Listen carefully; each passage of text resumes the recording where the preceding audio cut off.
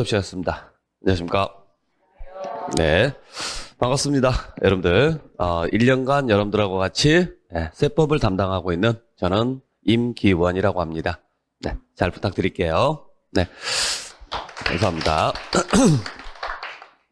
이 영상을 지금 시청하고 계시는 우리 동영상 강의 듣는 분들도 앞으로 잘 부탁드린다는 말씀, 네. 제가 좀 드리고요. 다시 이제 여러분들 11월부터 해서 지금 오늘부터 해서 제 36회 공인중개사 대비 세법을 여러분들 들어가게 될 건데, 다들 지금 처음 하시는 거죠? 그렇다고 하실 거예요, 다들. 네. 기존에 공부를 해보셨던 분들도 계실 거고, 아니면 진짜 처음 해보신 분들도 계실 거고, 자, 앞으로 1년 동안은 여러분들 좀 고생을 좀 많이 하신다고 생각을 좀 하셔야 될 것 같아요. 네. 많이 이게 힘든 과목이고, 힘들게 공부를 좀 하셔야 될 부분인데, 그래도 여러분들이 1년 동안 잘 준비를 하셔서 합격을 하시게 되면은 평생 동안 가져갈 자격증이니까 최선을 다해서 준비를 좀 하시길 부탁드릴게요. 저도 최선을 다해서 여러분들에게 수업을 좀 하도록 하겠습니다. 자, 그러면 저에 대한 설명은 딱히 할 건 없고, 우리 일단 수업 들어가기 전에 오늘 첫 시간이니까 기본적으로 우리 오리엔테이션 간단하게 좀 하고 들어가도록 할게요. 여러분들 어제랑 그제랑 월요일부터 지금 수업 시작했죠? 월요일날 수업이 뭐였어요? 공시법. 그 다음에 어제가 공법. 네, 오늘이 이제 세법인데, 선생님들이 전부 다 앞서서 다 기본적인 공부 방법이라든지 이런 거 설명해 주셨죠? 안 해줬어요? 해주셨죠? 네. 자, 저도 같은 이야기인데, 그냥 세법에 대해서만 좀 간단하게 좀 말씀을 좀 드리도록 할게요. 자, 우리가 배우는 부동산 세법이라는 게 도대체 무엇인가? 네, 여러분도 한번 생각을 좀 해보셔야 되는데, 여러분들 세법이라는 게 뭐예요? 세금이죠. 그죠? 어렵게 생각할 필요는 없어요. 그냥 단순하게 접근을 하시면 돼요. 세법이라는 것은 글자 그대로 세금입니다. 자, 세금인데, 우리가 세금을 다 배울 건 아니에요. 뭐하고 관련된 것만 배운다? 부동산하고 관련된 세금만 배운다. 그것도 뭐 할 목적으로 배우는 거예요? 그렇죠. 시험 볼 목적이에요. 그래, 그렇죠. 공부 많이 해보신 것 같은데? 네. 맞습니다. 자, 제가 여러분들한테 지금부터 설명드릴 모든 내용들은 오직 시험을 보기 위한 내용인 거예요. 그러니까 어디 나가서 세법을 가지고 뭔가를 활용을 한다거나 아니면은 세법에 대한 전문적인 지식을 갖추기 위해서 제가 설명을 드리는 게 아니라 저의 목표는 딱 하나입니다. 여러분들을 시험을 잘 볼 수 있는 기계로 만드는 거예요. 네. 그러니까 전문가가 아닌 거죠. 아시겠죠? 그래서 저의 목표는 딱 그거고 여러분들도 여러분들 목표를 명확하게 잡으셔야 돼요. 내가 여기서 배운 내용을 밖에 나가서 써먹어야지 이런 생각 1도 하지 마세요. 여기서 배운 내용은 물론 나가서 써먹을 수는 있어요. 써먹을 수는 있는데 실무하고는 완전히 다릅니다. 다르니까 그냥 오직 시험을 목적으로 해서 배우는 내용이다. 세법도 마찬가지다. 그리고 특히 여기서 지금 여러분들이 배웠던 세금을 밖에 나가서 여러분들이 되도록이면 이야기 안 하시는 게 좋아요. 왜냐하면 분명히 주변 분들이 여러분들한테 뭔가를 물어볼 거예요. 공인중개사 공부한다 그러니까 분명히 세금을 배울 거고 세금을 배우니까 야 나는 이러는데 내가 이번에 세금을 내야 되는데 또는 내가 이번에 사업을 하고 있는데 이번에 세금 좀 어떻게 할 수 없을까? 이런 걸 물어본단 말이에요. 그럼 여러분들이 설명을 해줘야 되는데 설명을 잘못 해주게 되거나 안 하게 되면 괜히 의상해요. 네. 이게 또 금전하고 관련돼 있기 때문에 말씀 한번 잘못하는 순간 굉장히 손해가 굉장히 커요. 그래서 세법은 말을 잘해도 본전이고 못하면 무조건 피해가 생깁니다. 그러니까 혹시라도 누가 야 나 세금 이런데 혹시 너 가서 물어볼 수 있느냐 아니면 너 혹시 아는 거 있느냐 그러면 세법 수업 안 듣는다고 하세요. 그 새끼 짜증나서 수업 거지같이 한다고 안 듣는다고 하세요. 그게 맞아요. 아시겠죠? 그냥 이 안에서 배운 걸로 그걸로 마무리를 해주시길 부탁드릴게요. 자, 그러면 우리 한번 볼게요. 우리 공인중개사 시험 과목이 총 몇 개가 있어요? 5과목입니다. 5개입니다. 아시겠죠? 그래서 1차 2과목에 2차 3과목입니다. 그래서 1차가 민법하고 학개론, 2차가 공법, 중개사법, 그 다음에 공시세법이라 그래요. 그러니까 공시세법이 한 과목으로 묶여 있는 거죠. 네. 대신 공시법하고 세법이 공시법은 다시 두 개로 나누어져요. 나중에 배우시면 아시겠지만은 등기법하고 지적법으로 나눠질 거예요. 네. 그러다 보니까 등기랑 지적이랑 세법이랑 묶어서 한 과목으로 지금 구성이 돼 있습니다. 근데 이게 내용 자체가 완전히 달라요. 그러니까 지적하고 등기는 내용 자체가 비슷하게 연결될 수 있지만 세법은 지적하고 등기하고는 완전히 내용이 다르다 보니까 수업 자체를 달리하는 거죠. 수업 자체를. 물론 예전에 15회 이전에는요. 세법이 따로 한 과목으로 따로 봤었어요. 그래서 총 5과목이 아니라 6과목으로 시험을 봤었죠. 그러다가 15회 이후가 지나가면서 공시하고 세법이 묶여가지고 한 과목으로 이렇게 통합이 된 거예요. 왜 그런지는 아세요? 모르시죠? 네. 그래서 여러분들 원래 예전에 세법 같은 경우는 중개사 과목에서 없애자 그랬어요. 왜냐면 여러분들이 세법을 배우면 나가서 세법에 대해서 설명을 할까요, 안 할까요? 안 할까요? 자, 우리가 사업을 하려면은 사업을 할 때 잘하려면은 가지고 있어야 되는 것 중에 하나가 뭔지 아세요? 자신만의 특화된 기술이에요. 그렇잖아요. 남들은 안 하는데 우리는 이렇게 해줍니다. 남들은 서비스를 안 해주는데 나는 이런 서비스를 해줍니다. 그러면 똑같은 업을 한다고 하더라도 고객이 올 때 어떻게 해야 돼요? 좀 더 우리한테 오기 마련이죠? 그 중에 하나가 뭐냐면 세금 상담이에요. 그러니까 세법을 공인중개사는 당연히 세금을 알아야 돼요. 왜? 거래할 때 당연히 필요한 거니까. 근데 그 세금 상담을 잘 해줍니다. 그때 상담을 해주게 되면은 수수료를 받아야 안 받아요? 중개사는 안 받겠죠. 그죠? 안 받겠죠? 그러니까 누가 굶어준 거예요? 그렇죠. 세무사들이 굶어 죽죠. 그래서 세무사협회에서 반대했었어요. 공인중개사들 세금 가르치지 말아라. 우리는 뭐 먹고 사느냐. 그래서 반대해서 과목에서 없애라 그랬어요. 과목에서. 공인중개사 시험 과목에서 없애라. 그러면은 기본적으로 국가고시 같은 경우, 자격증 고시 같은 경우가 기본 5과목이 들어가야 되거든요. 근데 얘를 없애면은 도대체 뭘 대체를 할까요? 라고 하다가 그러면 영어를 넣어라. 진짜 그랬어요. 영어를 넣으라 그랬어요. 그래서 토익 시험 봐라, 뭐 이런 거 해가지고 점수 제출해라 이런 이야기 했다가 요거 엄청 얻어먹었죠. 그래서 범위를 줄이자 그러면. 그래서 예전에는 상속세라든지 증여세라든지 부가가치세까지 시험범위였어요. 근데 그거 싹 줄여버리고 양도소득세까지만 시험을 보게 하자. 그렇게 해서 시험 범위를 줄여버리고 문항수를 줄여버린 거죠. 그러면서 공시랑 합쳐진 거예요. 그러니까 공시도 원래가 옛날에는 40문제였어요. 40문제였는데 왜 줄여넣느냐? 누가 반대했을까요? 공시가 등기하고 지적이거든요. 공시가. 그러면 누구 업무예요? 등기가. 그렇죠. 법무사. 네. 법무사 밥줄 뺏는 거밖에 안 되잖아요. 그래서 줄이라 그랬어요. 그러다 보니까 이거 줄이고 저거 줄이고 해서 그냥 이 두 개를 합쳐서 한 과목으로 시험을 보자라고 해서 이게 통합이 된 거예요. 그래서 현재는 지금 총 몇 과목으로 시험을 보느냐면 5과목으로 시험을 보는데 세법 자체가 공시하고는 개념 자체가 다르다 보니까 수업을 할 때는 6과목으로 수업이 들어가는 거죠. 네. 그렇게 알고 여러분께서 알고 계시면 돼요. 자, 그래서 여러분들이 잘 아시다시피 지금 보시면은 아시겠지만은 이미 앞서서 다 설명을 들으셨겠지만은 1교시 때 학교론하고 민법을 시험을 보고 2교시 때 중개사법, 공법, 공시세법, 그 다음에 2교시 때 중개사법하고 공법하고 시험을 보고 3교시 때 공시세법을 시험을 봐요. 그래서 총 3번에 나누어서 시험을 보죠. 하루에. 알고는 계세요? 네, 3번에 나누어서 시험을 지금 보게 돼 있는데 각 과목당 몇 문제씩 출제가 돼요? 40문제입니다. 과목당 40문제가 출제가 되고 우리가 합격을 하려면은 일단 1차에서 몇 점? 60점입니다. 평균 60점을 맞으셔야 되고 2차에서 평균 60점을 맞으셔야 돼요. 그리고 1차가 된 사람들에 한해서 2차 점수를 가지고 최종 합격을 결정을 하는 거고 1차에서 만약에 불합격이 되게 되면은 2차는 점수가 나와도 합격이 안 됩니다. 그래서 1차 시험을 먼저 본 다음에 오후에 가서 2차 시험을 보는 거죠. 거기에 맞춰서 이제 우리가 시험을 보는 건데 대부분 그러면 지금 이 5과목을 공부하는 게 쉬울까요? 어려울까요? 어려워요. 솔직히 이 중에서 학교론하고 세법 이 2과목을 제외한 나머지는 다 법대 과목입니다. 요 두 개는 경영대 과목이에요. 그러니까 법률 중에서 유일하게 경영대에서 가르치고 있는 법이 뭐냐면 세법이에요.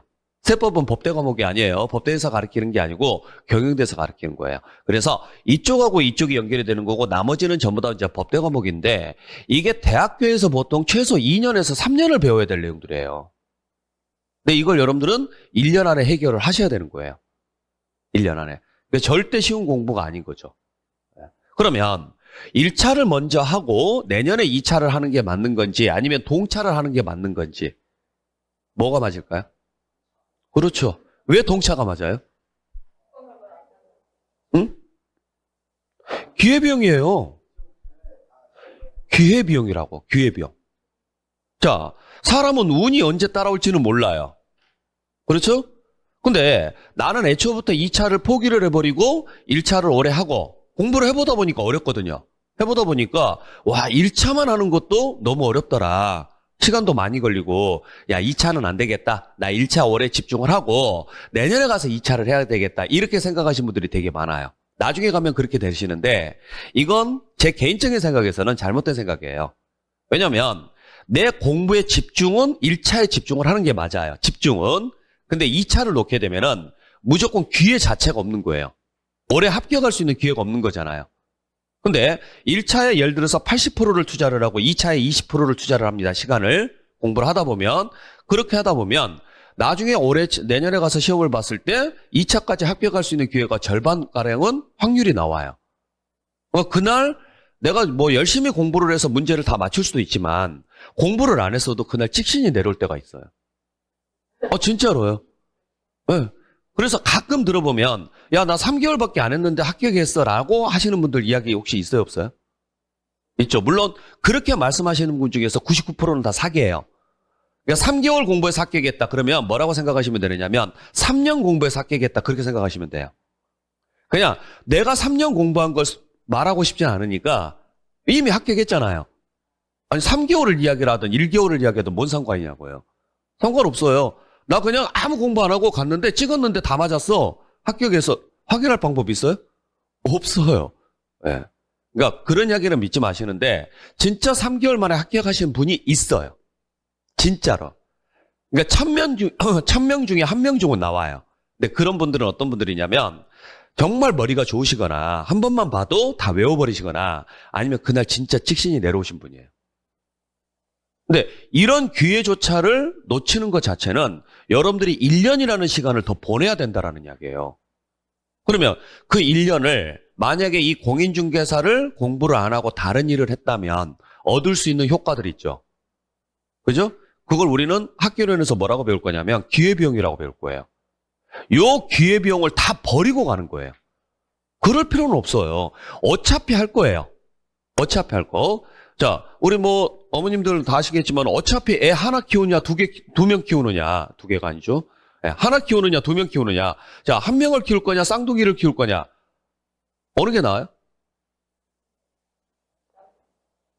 키울 거라면 어차피 키워야 된다면. 그죠? 네? 뭐가 나아요? 차이가 나도 고생은 똑같이 하는 거잖아요. 물론 쌍둥이가 힘들겠죠. 둘이는. 더 힘들긴 하겠죠. 근데 2배, 3배, 4배냐, 1.5배냐 요 차이예요. 자, 어차피 해야 돼요. 근데 그 1년이라는 시간을 버리고 할 거냐 말 거냐의 차이인 거죠. 네. 그래서 저는 여러분들한테 늘 권장하고 싶은 게 뭐냐면 무조건 2차까지 다 준비를 하자. 아셨죠? 절대 놓지 말아라. 그러니까 뭔만 하셔도 되는 거냐면 수업만이라도 꾸준하게 들으시라는 이야기예요. 수업 듣고 그다음에 각종 특강이라든지 이런 거 열심히 들으시면 사람이 듣다 보면은 어느 순간요. 들리는 게 있단 말이에요. 그게 나중에 시험장 가서 굉장히 도움이 되고 만약에 내후년까지 여러분들이 예상을 하고 준비를 한다고 하더라도 이번에 공부를 안 해놓으면 그 다음 연도에 따라가는 게 너무 늦어져요. 속도 자체가. 그러니까 내가 조금 편하고자 해서 이걸 놓치고 간다 그러면 절대 안 되는 거죠. 그러니까 되도록이면 같이 준비를 하시되 지금 2차만 준비하시는 분들 같은 경우는 제가 설명드릴 건 없어요. 어차피 공부를 해보셔서 아시겠지만은. 근데 만약에 1차부터 준비하신 분들 같은 경우는 1, 2차 동시에 준비를 하시되 물론 1차에 집중을 좀 하셔야 됩니다. 최대한 많이. 그리고 1차가 어느 정도 정리가 되어야지만, 안심이 돼야지만 내가 2차를 공부할 여력이 생겨요. 근데 1차가 불안한데 2차까지 공부하려면 더 불안해져요. 그러니까 절대 그러지 마시고 1차에 집중을 하시되 2차를 절대 손을 놓지 마시라는 이야기예요. 아시겠죠? 자, 그때 우리가 이제 이런 식으로 볼 때 각 과목당 40문제씩 출제가 됩니다. 각 과목당 40문제씩 출제되는데 나중에 가서 여러분들께서 꼭 하셔야 될 게 하나 있어요. 자, 아까 말씀드렸다시피 우리가 학원에 나오는 목적이 뭐인 거예요? 이 공부를 하는 목적이. 그래요. 시험에 중개사가 되는 게 아니에요. 중개사가 되는 건 시험에 합격하고 나서 이후 문제예요. 자, 시험에 합격했다고 해서 중개사가 돼요? 아니에요. 장롱 면허 엄청 많아요. 시험에 합격했다고 해서 개업 안 하고 또 일 안 하시는 분들 굉장히 많습니다. 자, 내가 공인중개사가 되고 안 되고는요, 시험 합격 이후의 문제예요. 여러분들의 지금 이 목표는 뭐냐면 공인중개사가 될 거냐 말 거냐가 아니에요. 일단 공인중개사가 되기 위한 자격증이 필요한 거잖아요. 그러니까 시험이 목적인 거란 말이에요. 자, 무조건 합격이 목적인 거예요. 그러면 우리는 절대평가죠. 절대평가입니다. 상대평가가 아니에요. 절대평가라는 말이 무슨 말인지 아시죠? 딱 정해진 점수 이상만 나오시면 돼요. 그러면은 여러분들이 여기서 자 1차 과목에서 일단 평균 60점을 맞아야 되는데 총 80문제가 출제가 됩니다. 몇 개를 맞아야 돼요? 곱하기 하시면 되잖아요. 80문제에서 몇 개 맞으셔야 돼요? 48개, 68에 48. 그러니까 결국에는 60점을 맞으려면 48개 이상만 맞추시면 돼요. 민법하고 학기는 통합해서. 그러면 2차 과목 같은 경우도 총 120문제입니다. 그러면 평균 60점이 나오려면 120문제에 60%. 72개죠. 이게 목표가 돼야 돼요. 120개가 목표가 되면 안 되고 80개가 목표가 되면 안 돼요.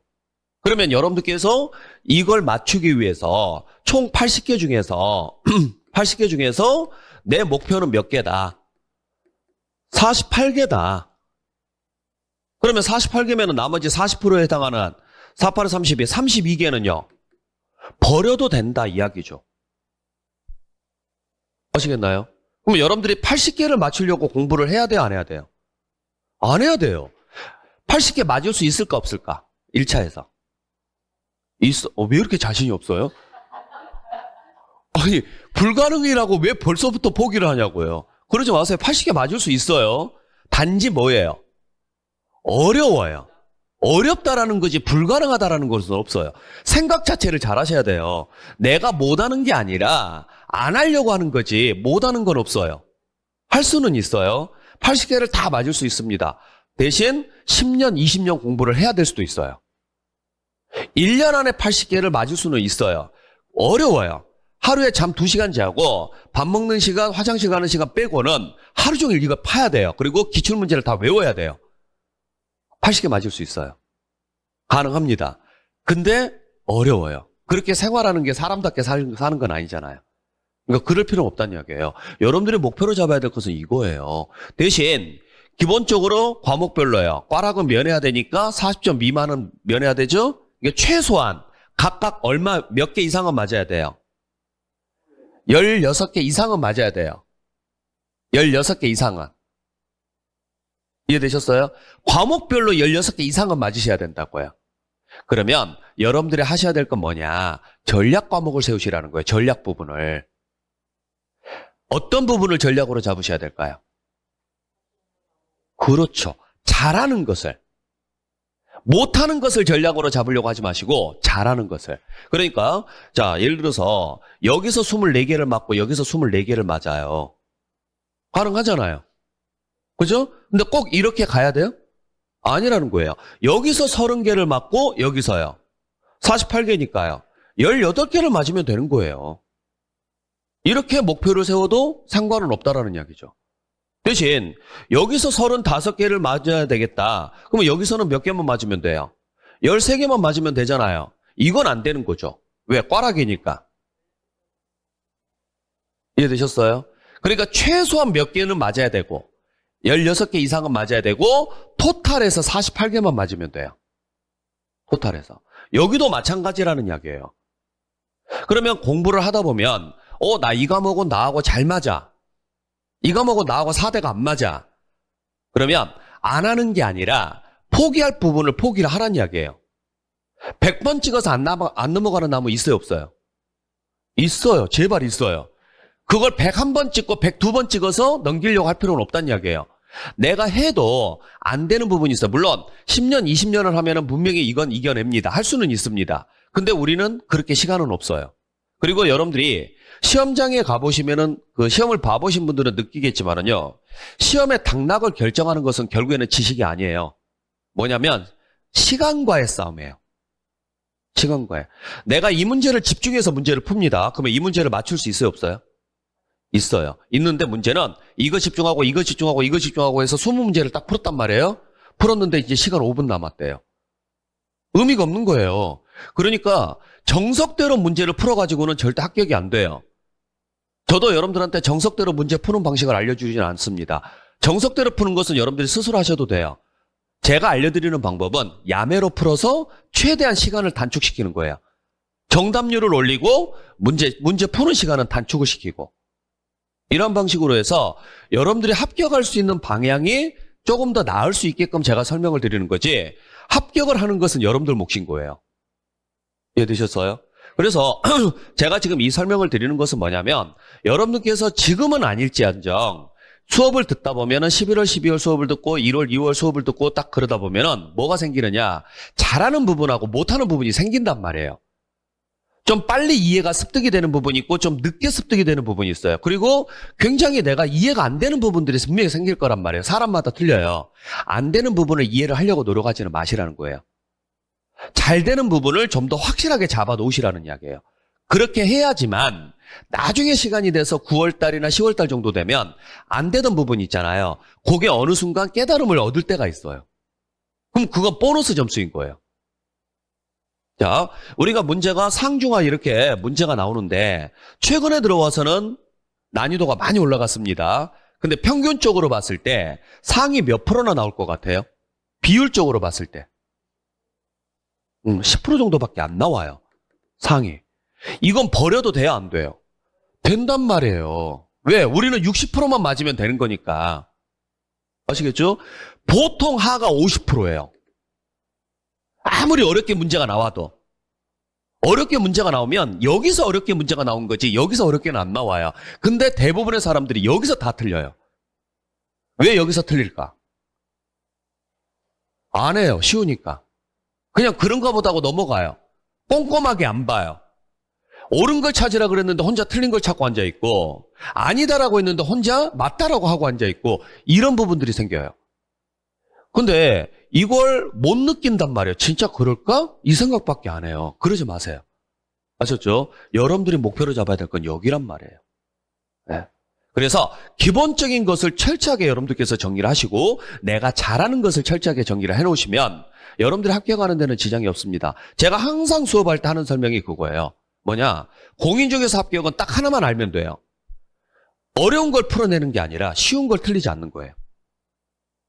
쉬운 것만 안 틀리면 합격 점수는 나온다는 이야기죠. 그러니까 그것만 여러분들께서 생각하시고 접근하시면 돼요. 자, 여기도 마찬가지입니다. 여러분들이 나중에 가서 이거 24개, 이거 24개, 이거 24개이다. 이렇게 목표를 세울 거야. 이렇게 가셔도 상관은 없고 아니야. 내가 전략 과목으로 세우고 있는 부분을 좀 더 높게 잡고 나머지를 조금 더 낮게 잡을 거야. 예를 들어서 얘를 20개 맞고 얘만 20개 맞고 그다음에 그러면 40개니까 나머지 얘는 32개를 맞을 거야. 뭐 이런 식으로 가셔도 상관은 없고 그건 여러분들께서 목표로 정하시면 되는 거니까 그렇게 해서 준비를 하시면 되는데 자 그러면 공시하고 세법만 놓고 보면 총 24문제인데 그중에 40문제인데 그중에 공시가 24문제예요. 세법이 16문제예요. 자 그러면 여기만 놓고 본다 그러면 세법을 해야 돼 안 해야 돼요? 안 해도 되죠. 왜? 세법을 안 하고 공시만 다 맞아도 몇 개를 맞을 수가 있으니까 24개는 맞을 수가 있으니까 아시겠죠? 그래서 예전에는 제가 설명드릴 때 늘 그랬어요. 세법 천천히 하세요. 천천히 하시고 공시부터 먼저 하세요라고 설명을 드렸는데 최근에 들어와서 세법 문제가 많이 어려워졌어요. 그래서 지금부터 준비를 안 하게 되면, 세법은 16개 중에서, 물론 여러분들이 공시를 24개를 맞출 자신이 있다 그러면 세법은 버리셔도 돼요. 근데 그럴 자신이 없다 그러면은 세법은 무조건 하셔야 됩니다. 하셔야 되는데, 세법의 특징이 뭐냐면, 세법의 특징이 하면 점수가 나오는데 안 하면 아예 안 나와요. 중간이 없어요. 평균적으로 보면. 그러니까 16문제 중에서 공부를 좀 해주시면 10개 이상은 나오는데 안 하면 7개, 8개가 아니라 5개 미만이 나와요. 그 하나 차이가 당락을 결정을 한단 말이에요. 근데 그게 따라오는데 시간이 오래 걸려요. 따라오는데. 여러분들 중에서 지금 세금을 직접 내보신 분들 계시겠지만은 지금까지 살아오면서 단 한 번도 세금을 안 내보신 분도 있을 거예요. 안 냈다가 뭐냐면 내가 안 낸 게 아니고 내가 그냥 그런 거에 신경을 안 쓴 거예요. 여러분들이 살아가면서 세금을 안 내봤을까요? 내봤겠죠, 당연히. 그죠? 오늘도 여러분들 세금 내고 있었어요. 오늘도. 네. 오시면서 예를 들어서 커피 한 잔 사신 분 있죠? 커피 값에 뭐 들어가 있어요? 부가가치세 들어가 있어요. 벌써 세금 내고 오신 거예요. 근데 그런 걸 우리가 생각하고 사느냐 이야기죠. 생각 안 하고 산다는 이야기죠. 그렇죠? 네. 자, 그래서 이런 부분들이 예전에는 단순하게 문제가 나왔단 말이에요. 근데 최근에 들어와서 문제는 사례 문제예요. 종합 문제예요. 그러니까 전체적인 흐름을 이해를 못하게 되면은 이 문제 접근 자체가 불가능해지는 거죠. 네. 그렇기 때문에 전체적인 흐름이라든지 용어라든지 이런 것들을 최대한 빨리 잡아놓으시면 이게 되게 쉬운 문제가 돼요. 세법이. 그래서 세법에서 16개 중에서 10개를 어느 정도 점수가 맞아주게 되면은 다른 과목 할 때 조금 더 마음이 편해집니다. 특히 공법 같은 경우는 되게 어렵거든요.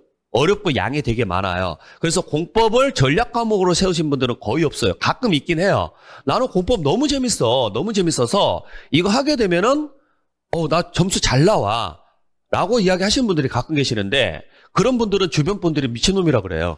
아니 어떻게 공법이 재밌어? 근데 아니 그 사람 성향이 재밌다는데 뭐라고 하겠어요. 이제 그런 분들이 계시는데 대부분은 공법이 어려워요. 용어도 어렵고 외워야 될 것도 엄청 많고 그래서 공법은 대부분이 절반을 목표로 잡습니다. 40문제 중에서 보통 20문제를 목표로 잡거든요. 그러면 약 4문제 정도가 부족하죠. 평균적으로 보면. 그걸 어디서 채울 거냐라고 생각을 할 때 대부분이 세법에서 채워요. 세법에서. 그 다음에 공시법에서도 제가 지적하고 등기 2개 나온다 그랬죠. 그중에 지적은 그나마 할 만한데 등기는 어렵다 그래요. 평균적으로 보면. 그 부족한 점수를 어디서 채우느냐? 세법에서 채워요. 근데 이 세법을 늦게 시작하면 세법이 제일 어렵게 느껴져요. 그래서 빨리 시작을 하고 최대한 집중을 해주셔야 돼요. 아시겠죠? 그래서 지금 여러분들께서는 11월부터 시작을 하는데 세법에 대해서는 그냥 수업만 듣고 대충 넘어가자 그러지 마시고 수업을 듣더라도 수업은 최대한 집중적으로 들으시고 절대 빠지시면 안 돼요. 수업은 일단 빠지시면 안 돼요. 네. 왜냐면 여러분도 혼자 공부할 수 있어요, 없어요? 있어요. 근데 한 문장 해석하는데 이틀 3일 걸립니다. 저랑 같이 하면은 1시간이나 10분이면 충분히 해결할 수 있는 문제를 괜히 시간 낭비하시는 거예요. 그래서 그냥 수업은 그대로 정상적으로 듣고 그리고 다음 시간에 오실 때 한 번 더 그 전 시간에 배웠던 내용 보고 오시라는 거예요.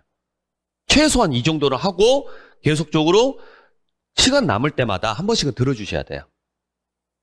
그러니까 뭐라도 한 과목이 잡혀야지만 여러분들이 공부하시는데 굉장히 편해지는 거니까 그렇게 여러분들 오시길 바라고. 그러면 이제 좀 더 세부적으로 들어가서 세법만 놓고 한번 볼게요.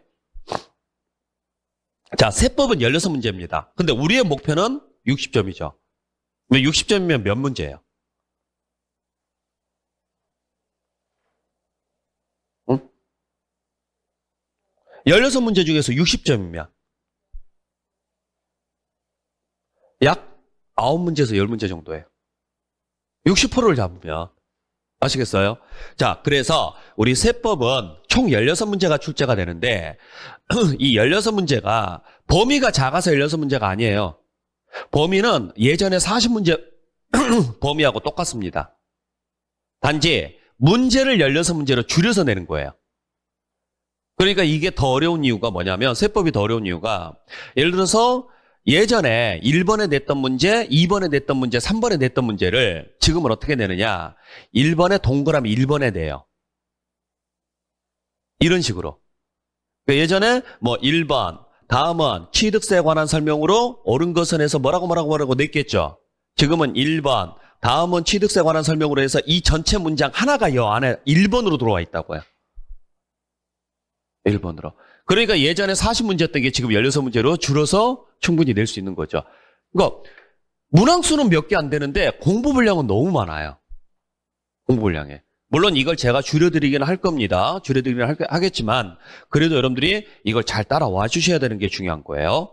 자, 그렇게 해서 여러분도 보시면 되는데 세법 16문제를 다 맞추는 것은 역시 어렵습니다. 세법에서 16문제를 맞추는 것은 어렵고 왜 어렵냐면 우리 범위가 아닌 것에서도 출제가 돼요. 세법이 범위가 아닌 것에서도 출제가 되다 보니까 어려울 수밖에 없고 그날 찍신이 내려와야 다 맞출 수 있어요. 네. 그래서 우리는 16개를 목표로 하지 않습니다. 우리의 목표는 몇 개냐? 10개입니다. 세법에서 목표는 무조건 몇 개다? 10개. 꼭 잊지 마시고요. 10개는 충분히 풀어서 맞출 수 있게끔 제가 만들 거예요. 여러분들을. 그리고 나머지 6개 중에서 2-3개는 여러분들이 공부를 좀 하시면 맞춰요. 나머지 2-3개는 해도 못 맞추는 문제예요. 그건 찍어서 맞춰야 되는 문제예요. 그러니까 해서 못 맞춘다라는 게 여러분들이 공부를 해도 안 된다라는 게 아니에요. 뭐가 나와서 그러냐면 계산 문제가 나와서 그래요. 계산 문제. 근데 우리가 여러분들 한 문제당 얼마 만에 풀어내야 돼요? 문제 하나당? 1분 아니에요. 50초예요. 마킹 시간 빼야 되니까. 아셨죠? 근데 계산 문제가 50초 안에 못 풀어요. 그러면 이 문제를 풀어내기 위해서 5분을 썼다. 나머지 4문제는 못 푸는 거죠. 그럴 의미가 없는 거잖아요. 그래서 계산 문제는 풀지 마라 그래요. 제가 앞으로 계속 설명드릴 때 계산 문제는 풀지 마세요. 단 공부를 할 때는 계산 문제를 풀어보시라 그래요. 공부를 할 때는. 세법이 어려운 이유 중에 하나가 그거예요. 세법은 원래 계산 문제예요. 세금은 계산 문제인데 그걸 글자로 풀어놨어요. 그러니까 계산을 안 해보는데 글자로 해석을 하니까 이해가 안 돼요. 안 그럴까요? 아니 싸움도 안 해본 놈한테 책으로요. 싸움은 이런 거다라고 설명을 하면 이게 이해가 될까요? 총을 안 쏘본 사람한테 총은 이런 거다라고 설명을 하면 이해가 되겠냐고요. 안 되잖아요. 안 그래요? 제가 학교 다닐 때 저 공부를 못했어요. 되게 못했는데 그중에서도 가장 못한 게 뭐냐면 국사였어요. 역사. 이거 너무 어렵더라고요. 근데 역사가 안 되는 이유가 딱 하나였어요. 뭐였느냐면 뭔 소린지를 모르겠는 거예요. 이성계가 위화도 회군을 했다는데 도대체 그 회군이 뭔 소린지를 모르겠는 거예요. 왜 거기서 그런 짓거리를 했는지를 모르겠는 거예요. 근데 그때 뭐가 나왔느냐면 드라마에서 용의 눈물이 나왔어요. 알아요? 네, 이전에 아마 우리나라 거의 첫 사극 비슷할걸요? 장편 사극? 용의 눈물 나왔어요. 거기서 보니까 위화도 회군이 나오더라고요. 그리고 뭐 이성계랑 뭐든지 뭐 이방원이든지 쭉 이렇게 해서 역사가 쭉 나오는데 그걸 보니까 이 책이 이해가 되는 거예요. 책이. 그러니까 어려운 이유는 그거 딱 하나더라고요. 제가 공부를 할 때도 마찬가지였어요. 아무리 글자로 읽어도 이게 안 되더라고요. 근데 계산 문제를 풀어보고 나서 글자를 보니까 이 계산을 이렇게 설명을 해놨구나. 글자가. 요게 매칭이 되니까 이제 이게 머릿속으로 떠오르는 거죠. 여러분들이 하셔야 될 게 그거란 말이에요. 그래서 제가 계산 문제는 몇 번 드릴 거예요. 계속. 특히 양도소득세 같은 경우는 계산 문제를 풀어보셔야 돼요. 그래야 그 흐름 자체가 글자에서 녹아서 정확히 이해가 가능해집니다.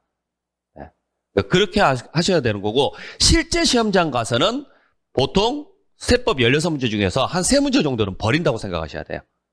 10문제까지는 충분히 풀어낼 수 있게끔 해주고 나머지 3문제는 좀 더 집중해서 보셔야지만 답을 찾아낼 수가 있는 거고 혼동이 될 수가 있으니까 나머지 한 3문제 정도는 이건 나하고 사대가 안 맞아 그냥 찍을래라고 생각을 하셔야 되는 거예요.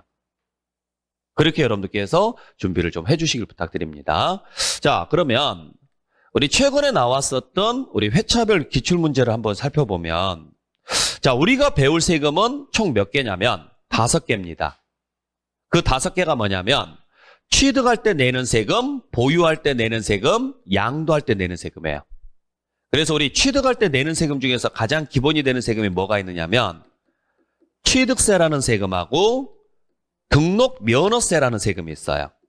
취득할 때 내는 세금이. 물론 이거 말고도 여러 개의 세금이 있는데 놔두고 보유할 때 내는 세금 중에서 가장 기본이 재산세라는 세금하고 종합부동산세라는 세금이 있습니다. 그 다음에 양도할 때 내는 세금 중에서 가장 대표적인 세금이 양도소득세라는 세금이 있어요. 여기까지가 우리 시험 범위예요. 그래서 여러분들 나중에 기본서 그 통합 이론서 나오게 되면은 목차를 보셔야 돼요. 목차를 보면 이 교재의 전체적인 내용이 나오거든요. 목차가 이렇게 돼 있어요. 취득세, 등록면허세, 재산세, 종합부동산세, 양도소득세. 이렇게 지금 출제가 되는데, 자, 이 중에서 보통 취득세하고 등록면허세가 몇 문제가 나오느냐? 4문제예요. 통합해서. 네. 그게 어떤 식으로 나오느냐?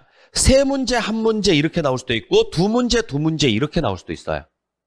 평균적으로. 아니면 종합 문제가 1문제가 들어가 있을 수도 있고.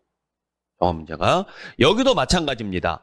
재산세, 종합부동산세 합쳐서 4문제입니다. 그게 3문제, 1문제가 나올 수도 있고 2문제, 2문제가 나올 수도 있고 아니면은 2.5, 1.5가 나올 수도 있어요.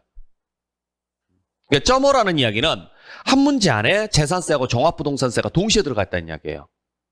그 다음에 소득세하고 관련된 문제가 기본 6문제입니다. 그러니까 최소 5문제인데 거기에 뭐가 하나 더 추가되느냐 안 되느냐에 따라서 6문제 정도 출제가 된다고 보시면 돼요. 자, 그러면 요 3개 합치면 총 몇 문제예요? 3개 합치면 14문제죠. 14문제고 나머지 2문제가 이 전체적인 내용을 설명하고 있는 총론이라는 게 있어요. 오늘 배울 내용인데 여기서 기본 2문제가 나와요. 그러니까 이런 식으로 출제가 된다고 보시면 돼요. 자, 그러면 우리 이제 총론이라는 부분에서 2문제 정도가 출제가 되는데 물론 안 나올 수도 있어요. 자, 근데 우리의 목표는 몇 개라는 이야기예요? 10개예요. 자, 여러분들이 10개를 맞으려면은 어디를 열심히 하셔야 돼요? 그렇죠. 그래서 이 부분은 죽었다 깨어나도 하셔야 돼요.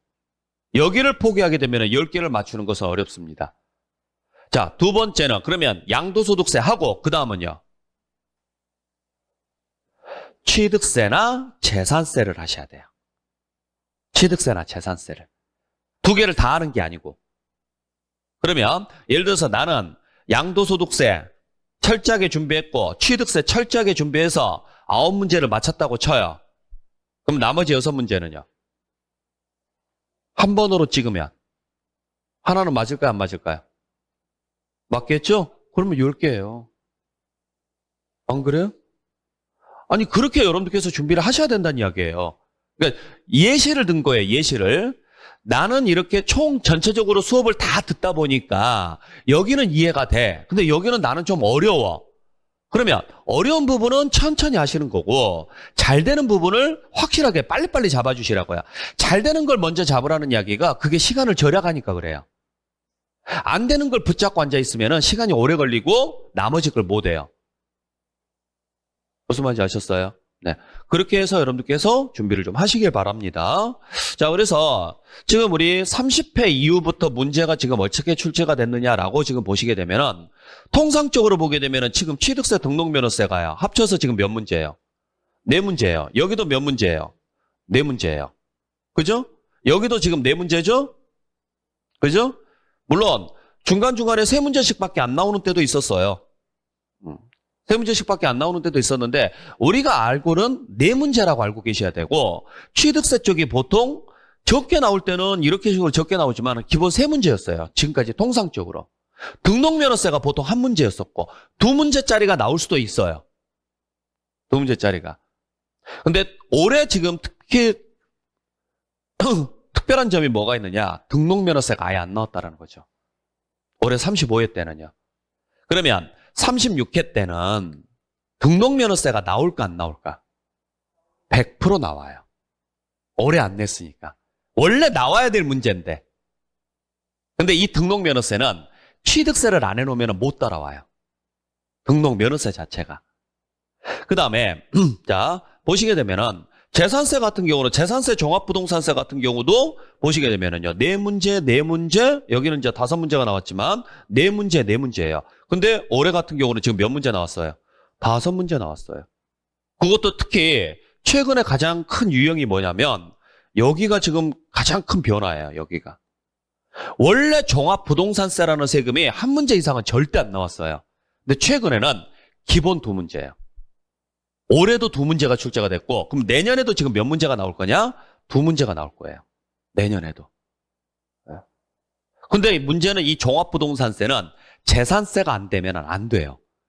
그러니까 재산세 문제가 적게 나온다고 하더라도, 그러면 재산세 문제가 적게 나오면 재산세 버리고 종부세만 하면 되지 않겠습니까? 라고 하는데 절대 안 됩니다. 재산세를 모르면 종부세는 아예 접근 자체가 안 돼요. 취득세를 모르면 등록면허세가 아예 접근 자체가 안 되는 거고. 이런 식으로 가고, 자, 우리 소득세 부분은 임대 쪽하고 양도 쪽으로 나누고, 다시 양도 쪽은 국내냐 국외냐 이런 식으로 지금 구분해서 우리가 판단을 하는데, 보시게 되면 올해 같은 경우에는 지금 6문제 정상적으로 출제가 됐죠. 그것도 전체적으로 다. 네. 근데 보통 기본적으로 이게 기본이거든요. 얘가 국내 양도가 기본인데, 보시게 되면은 4문제, 4문제, 5문제, 5문제, 4문제. 그러니까 못해도 4문제에서 몇 문제는 나온다는 이야기예요. 5문제는 나와요. 위에 지금 분량보다는 훨씬 많이 나오는 거죠? 그 다음에 임대 쪽하고 양도 쪽은 원래 교차로 문제가 출제가 돼요. 그러니까 원래 여기서 국외 문제가 나왔으면 여기는 임대 문제가 나오고, 그 다음 국외 문제가 나오고, 임대 문제가 나오고, 이런 식으로 나와야 정상인데, 2년에 걸쳐서 국외 문제가 안 나왔었어요. 그래서 올해 아마 저한테 수업 들으셨던 분들 아시겠지만, 제가 무조건 국외 문제는 나오니까 공부하셔야 됩니다 라고 말씀드렸고, 당연히 이 문제는 나왔고, 얘가 나올 것은 예상은 못했어요. 임대 쪽은 지금 꾸준하게 출제가 됐잖아요. 한 번 정도는 쉴 때가 됐는데 같이 나왔어요. 내년에는 임대 쪽은 거의 안 나와요. 내년에는. 네. 그래서 지금 우리가 어느 정도 분석을 하면서 설명을 드리고는 있지만, 솔직히 말해서 이게 블라인드입니다. 출제자가 어떤 성향을 가지고 출제를 하느냐에 따라서 틀려요. 출제자가. 그래서 전체적으로 설명은 다 드릴 거예요. 설명은 다 드릴 건데, 여러분들께서 공부를 해보시면서 아까부터 제가 계속 강조드렸던 게 바로 그 내용입니다. 들어보면은 잘 되는 부분이 있고 안 되는 부분이 있어요. 잘 되는 부분부터 정리를 해주셔야 돼요. 아시겠죠? 네. 자, 그렇게 해서 여러분들께서 앞으로 세법을 좀 준비를 하시면 되는데, 자, 지금 여러분들 교재가 안 나와서 지금 PDF 파일로, 지금 복사본으로 지금 드렸는데, 자, 우리가 이제 이론서가 있어요. 앞으로 이제 우리 수업은 이론을 총 몇 번을 진행을 할 거냐면 3번을 진행을 할 거예요. 기초이론 한 번, 지금 11월달, 12월달에 기초이론을 한 번, 그 다음에 1월달, 2월달에 기본이론 한 번, 3월달, 4월달에 핵심이론 한 번. 자, 이론을 3번을 들었습니다. 같은 내용을 3번을 듣는 거예요. 단지 기초냐, 기본이냐, 핵심이냐 지금 이렇게 구분되어 있죠? 저는 이게 구분이 없어요. 물론 기초 때는 정말로 가벼운 것만 할 거예요. 대신 기본하고 핵심은 거의 비슷해요. 거의 비슷한 게 비슷한 내용을 2번 반복할 거라는 이야기예요. 그러면 이론을 3번 들으면 점수 몇 점 나올 것 같아요?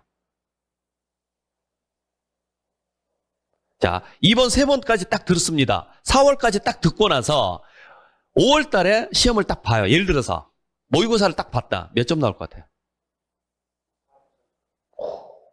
굉장히 보수적으로 잡으시네요. 맞아요. 점수 기대하지 마시라고요.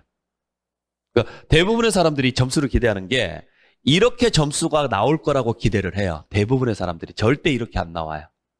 그럼 점수는 어떻게 나오느냐? 자, 이론 한번 듣습니다. 2, 30점. 기본 이론 듣습니다. 2, 30점. 대부분 이렇게 가요. 큰 차이 안 나요. 자, 그러면 6개월을 들었는데, 6개월을 들었잖아요. 6개월을 들었는데 점수가 안 나오면은 포기를 할까요, 안 할까요? 하겠죠? 대부분의 사람들이 그래요. 포기를 해요. 6개월씩이나 들었는데 나는 이거밖에 안 되는 인간이야. 딱 그 생각밖에 안 돼요. 나 학교 다닐 때는 정말 뭐 좀 했는데, 공부 좀 한다는 이야기도 들었는데, 와, 이건 해보니까 점수가 안 나오더라. 그러면 대부분 포기를 하는 경우가 되게 많아요. 많은데, 여러분들 절대 그러시면 안 돼요. 네. 여러분들이 점수가 나오는 시점은 요때까지는 안 나와요. 절대로. 언제 나올까요? 요때 나와요. 요때. 그러니까 이때까지 연애를 책으로 배우는 사람이에요. 연애를 책으로 배운다고 해서 연애를 할 수가 있냐고요. 표정들은 할 수 있다는 표정인데?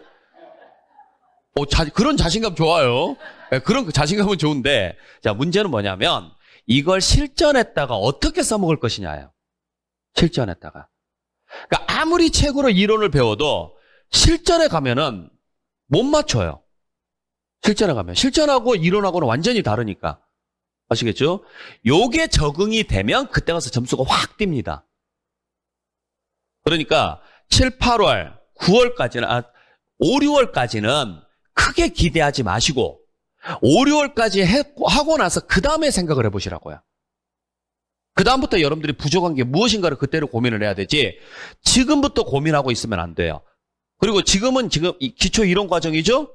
기초 이론 과정이라고 해서 물론 가볍게 수업은 나가겠지만 가볍게 생각하시면 안 돼요. 가볍게 생각하시면 안 되고 가벼울수록 탄탄하게 만드시라고요. 기초를 탄탄하게 다져주셔야지만 나중에 요때 가서 제가 이 기본적인 설명은 좀 간단하게 생략을 하고 넘어갈 거예요.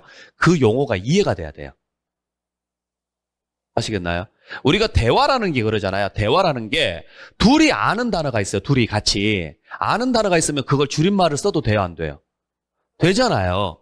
그죠? 야, 그 새끼 이렇더라. 그러면 그 새끼를 얘도 안단 말이에요. 그럼 나는 그 새끼라고 해도 돼요.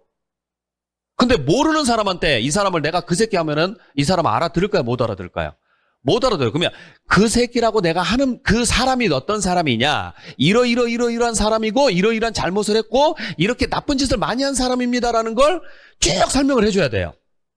지금 제가 하는 과정은 그 과정이에요. 그러면 이때부터는요.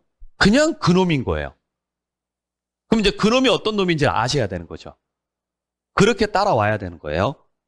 아셨죠? 네. 그래서 요 문제풀이 할 때까지는 여러분들 점수가 많이는 안 나올 거라는 거 꼭 생각을 하시고, 물론 매일매일 제가 지금 11월달, 12월달은 OX 문제를 드릴 거예요. 푸시고 저도 설명을 드리고 이때부터는 계속적으로 일일학습 문제로 데일리 스터디로 여러분들한테 오지선단형으로 문제를 계속 드릴 거예요. 그리고 이제 중간중간에 여러분들 모의고사도 보게 될 것이고, 한 요때쯤 와서 2, 3월 정도에 와서 제가 지문 특강도 한번 해드릴 것이고, 계속 이제 특강도 들어갈 겁니다. 중요한 건 뭐냐면, 그 지문에 익숙해지는 게 중요한 거예요. 지문에. 근데 지문에 익숙해지려면 일단 이론을 알아야 되니까 이론을 설명을 드리는 거고, 최종 목적은 여러분들은 뭐냐? 지문이에요, 지문. 여러분들의 최종 목적은 이 지문을 시험 문제에서 나왔던 지문을 어떻게 해석을 할 것이냐의 문제예요. 그걸 최대한 빨리 해석을 해야지만 정답을 맞출 수가 있는 거니까 그 스킬을 알려드릴 겁니다. 그러니까 그렇게 알고는 계시길 부탁드리고, 우리 교재는 이론서가 지금 나올 것이고 기출문제집이 나올 것이고 예상문제집이 나올 거예요. 기본적으로 나올 거고, 이제 이런 식으로 지금 갈 건데 여기에 저는 부교재를 쓸 겁니다. 부교재를 쓸 건데 부교재가 이제 따로 제가 여기서 수업 시간에 했던 PPT 파일이 있거든요. 그걸 교재로 해서 낼 거예요. 그거랑 같이 진행을 할 거니까 일단 그렇게 알고 계시고, 지금은 출간이 안 됩니다. 왜냐면 법 개정된 부분들이 좀 있어서 수정하고 그 다음에 출간 시기 맞춰가지고 할 테니까 그때까지는 그냥 제가 이론서에서 이런 부분이 여기에 나와 있습니다라고 설명을 드리면서 진행을 할 거예요. 그러니까 그럴 때 밑줄 그어가면서 체크하시길 부탁드릴게요. 아시겠죠? 자, 그래서 여기까지 오늘 간단하게 설명을 하고, 네, 앞으로 여러분들한테 최대한 시험을 잘 볼 수 있게끔 간단하게 설명을 하도록 노력을 할 건데, 아마 좀 지루한 부분도 있고, 저는 농담이라든지 또는 넌센스라든지 이런 게 없어요. 다른 분들은 막 노래도 부르고 막 다 잘하시던데, 저는 그런 게 없어요. 그리고 암기 코드 이런 것도 거의 없어요.